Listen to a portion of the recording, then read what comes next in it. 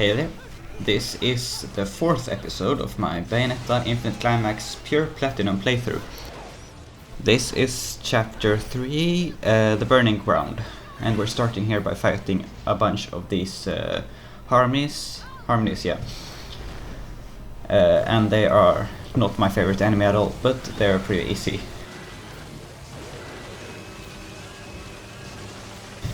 The annoying part about them is that they don't really attack you, so you have to chase them as they just glide around in the air. It's pretty annoying.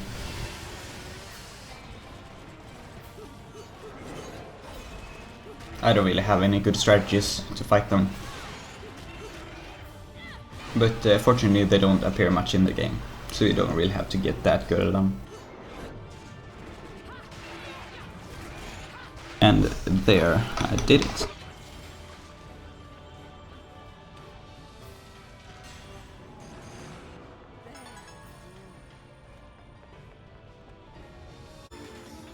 Yeah, this is an easy one actually. It's just stay in the air for 30 seconds, which does sound a bit hard actually, but all you do is you just grab the whip and then you keep on pulling up these deer, yeah, and jump on top of them and pull them up again, and you can get really high just by doing this over and over again, and it's not difficult at all. So this is actually one of the easiest fights in the game, I think. And then you should also fight them a bit in the air, just to make sure that you reach the combo requirement. Yeah, that was it. No skill at all here.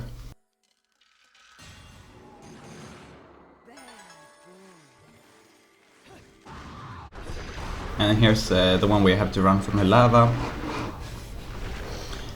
And you can't really fight them properly, you just have to make sure to stock up on stamina, magic, and then you can attack them with some heavy attacks, some Tetsusanko, to make sure they meet the combo requirement before the time runs out. This is verse 4 against 1 Fairness, this dog enemy, and he attacks pretty quickly, but if you can learn to tell when he is about to attack, this will become much easier, and that's actually the case for all enemies. Most of them start pretty difficult, especially the faster ones, like Racing Glory, and the only way to really get good at them is to learn their attack patterns and the way they signal that they're about to attack, so they can get faster and faster at dodging, and so that you can counter them properly. But this one wasn't too hard, it was just one enemy. The hard stuff is when these enemies come in pairs, or when they come along other enemies, other stronger enemies. But that was verse 4. And here's another Alfheim, where I can only use the angel arms that the enemies drop. And these are usually pretty fun, because the angel arms are pretty broken and fun to use. Like this bow angel arm that you can just destroy all the enemies at once, like this.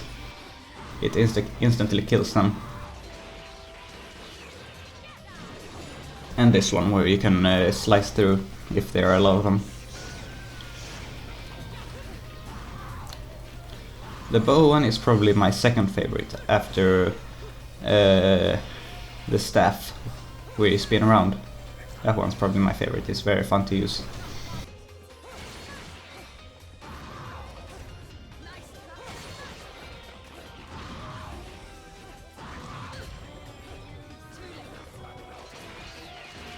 The problem is that if you attack them with anything other than angel arms, it will completely stun you, and you'll be open to enemy attacks.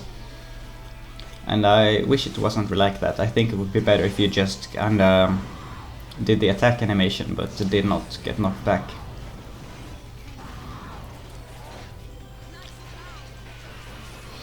And now we're fighting a Grace and a Glory, which are probably the best enemies in the game. The ones that everyone have trouble with when first playing through the game, but the more you play it, the more fun they become as you learn their attack patterns. And now that I know how they work, they are probably my favorite enemy. And I think the final one is Beloved.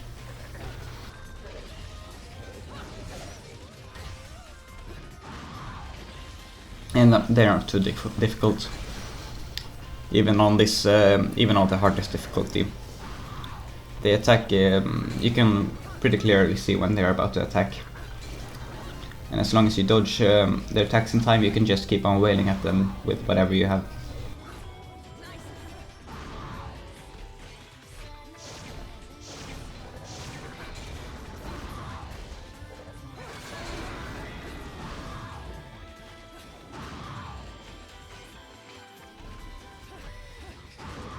And I'm trying to shoot him again with a bow, as it's really powerful, but he keeps chasing me and I can't get a good shot.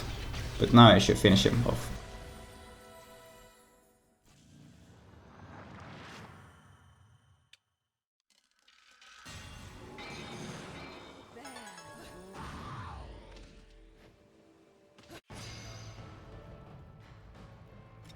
I really don't have too much to say about all of these fights.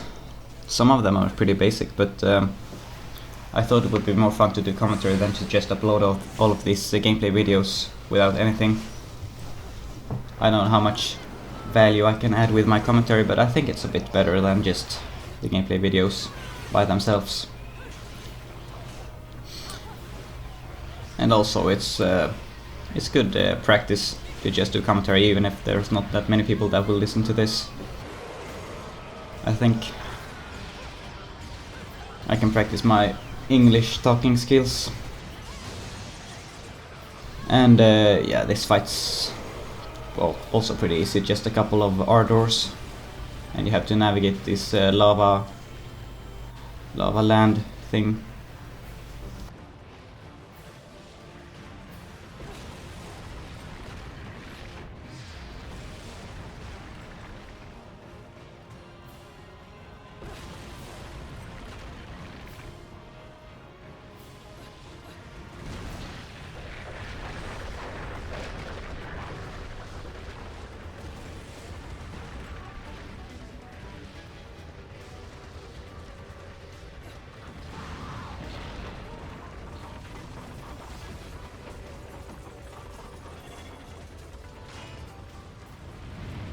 Maybe I will play through Bayonetta 2. I'm okay at that game, but for some reason I never quite loved it as much as the first one. And I know how old this game is by now. There's probably no one still playing it, but I thought it was a really fun game, and I realized there were no good playthroughs of it on Pure Platinum on the highest difficulty. Well, there was one playthrough I found, but they didn't have any commentary, and I wanted to make one inspired by Serpim17, who made a similar one, but on the hard difficulty, while I'm making one on the hardest one.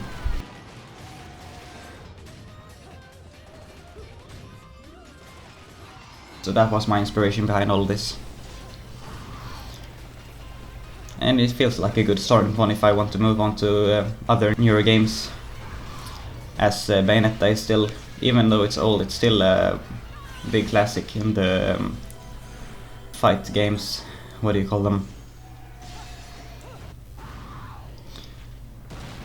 And just some more Grace and Glories.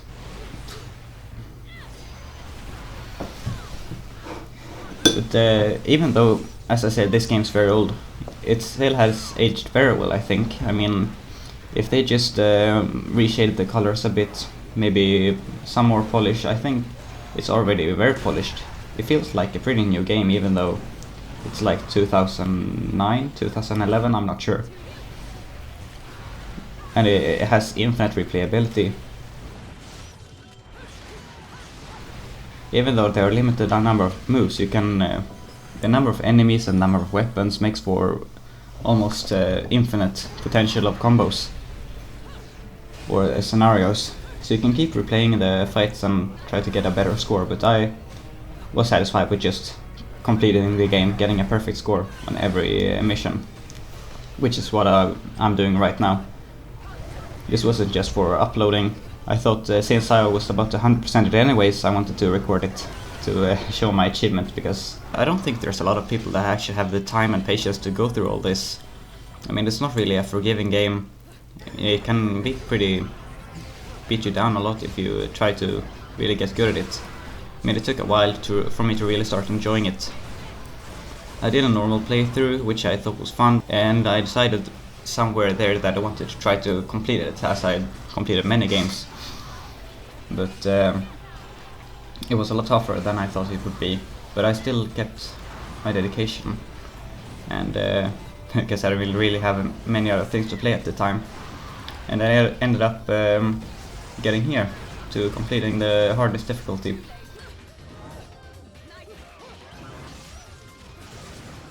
And it's actually really rewarding if you do come this far, to be able to complete pretty much every level on every difficulty with not that much trouble. I mean, I still had some issues this late in the game, but I think this was actually easier for me than getting pure platinum on, say, the hard difficulty, because I was so used to the game's mechanics at this point. Most of the fights didn't take many tries actually, and that's a pretty great feeling when you can just go through a whole chapter without really having to stress about it that much. And that's the most fun part of the game for me, just kinda zoning out and having fun with the combat.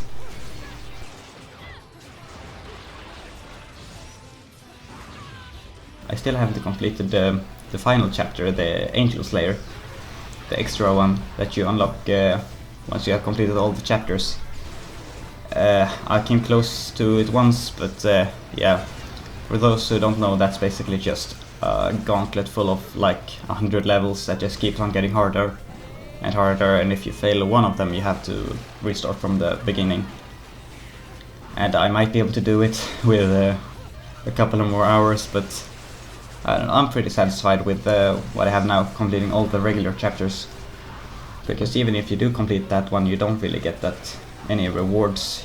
I think you unlock some additional character, but that doesn't really change that much, and it doesn't even keep score, I think.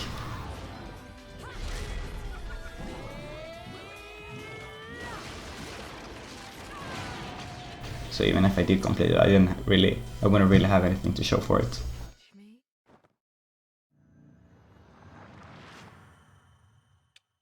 And then there's also one more thing I haven't done, the boss fight, Rodan, the infinite one. I did complete him by kinda cheating, by using this weapon here that you see right now, the Pillow Talk. And it's not really a cheating weapon, it's just it has pros and cons, but if you use it in the right way, you will deal insane damage. You can wipe everyone off the screen. You can kill every enemy at once. If you charge it and release, it will make it so that every swing is like a wicked weave. And if you use it on the final boss I was talking about, Rodan, you can kill him pretty much within a couple of seconds, like 30 seconds, without even getting to see his attacks, which was what I did. I just did that to unlock his rewards, but I haven't really completed him in a fair way, which I mean I might do as well, and upload it here. Or I might just do it in my free time, I don't know.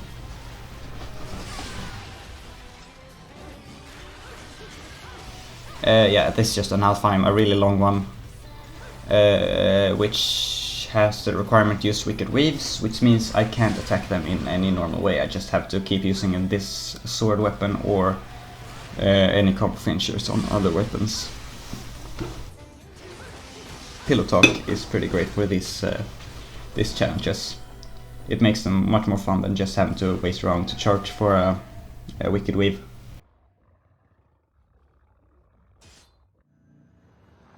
I think this is pretty much the final verse of this chapter, where we're fighting some more harmonies. And yeah, I think that's it. Nice. The next chapter after this is the boss fight against Fortitudo, which was the boss fights are never too hard, so that was a nice change of pace. And yeah, I got a pure platinum, of course. Yeah, that's the best feeling in the world when you get these. It means you truly accomplished something, and you never have to replay that again, because some of them can be quite frustrating if you only some of the chapters though. Most of them are really fun. But yeah, that was the end of this one, and yeah, see you.